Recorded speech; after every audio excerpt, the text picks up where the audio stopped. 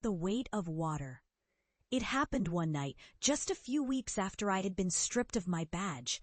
I was standing on the edge of the pier, the waves lapping like whispers against the rotting wood beneath me, when the memory of my family's laughter echoed in my mind.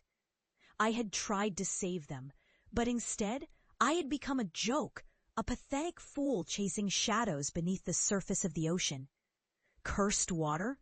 You really think you're going to find something down there?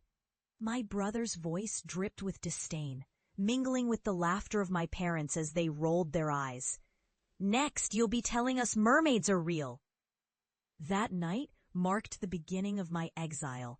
I had been a marine safety officer, trained to rescue lives, but when I panicked during a deep-sea rescue gone wrong, I was cast out. My colleagues turned their backs, and my family, the ones I thought would support me, mocked my every attempt to understand the bizarre patterns of drownings that plagued our coast. With every taunt, I sank deeper into my obsession. I began mapping the locations of the drownings in a tattered notebook, charting the coordinates and noting the bizarre occurrences. The fishermen who vanish on a clear day, the children who drowned in shallow water, laughing one moment, then gone the next. I became a drowned victim researcher, a title that made my family shudder in disbelief. Years passed, and as I pursued the truth, I found evidence that something ancient lurked beneath the waves, something that called to the unsuspecting. I was no longer the family disgrace. I had become a renowned expert in occult hydrography, an authority on the darkness that lured souls to their watery graves. But the cost of my pursuit was high, and the world I entered was filled with horrors beyond comprehension. I had seen things, dark shapes beneath the surface, the echoes of lost souls pleading for recognition. I was marked by these experiences, a crown of shadows that hung heavy upon my brow. Returning home was never something I had planned. I had broken free from their derision, yet there was a part of me that craved their acknowledgement. I drove back to the family house, the familiar structure looming like a ghost from my past. The wind howled around me, a chilling reminder of the forgotten lives I had come to understand. As I stepped inside, the warmth of the house felt suffocating. My family's faces twisted in disbelief as they took in my presence, my disheveled hair, my sunken eyes, the aura of dread that clung to me. "You look awful," my mother said, her voice thin and brittle. "What have you been doing?" "Searching for the truth," I replied, a shiver running down my spine. "I've found it, and I need you to listen." Their laughter had turned to silence, but the weight of their disbelief still hung in the air. I could see the doubt in their eyes, the way they exchanged glances, as if weighing their options, whether to continue ridiculing me or to entertain the notion that I had truly uncovered something profound. "Why should we care?" my brother sneered. "You've chased ghosts for years. You can't really expect us to believe you found anything of value." But I had to show them.